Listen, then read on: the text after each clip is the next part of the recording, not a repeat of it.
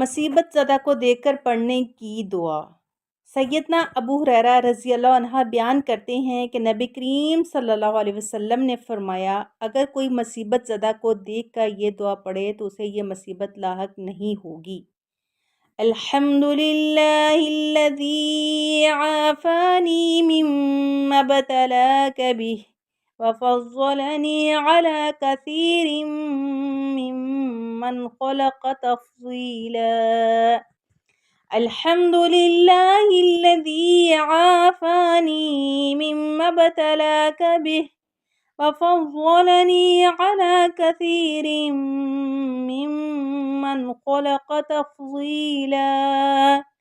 الحمدللہ الذی عافانی مما ابتلاک بہ وفضلنی علی کثیر ممن خلق تفضیلا۔ ساری تعریف اس اللہ کے لیے ہے جس نے مجھے اس بیماری سے نجات دلائی جس میں تو مبتلا ہے، اور اپنی کثیر مخلوق پر مجھے فضیلت دی۔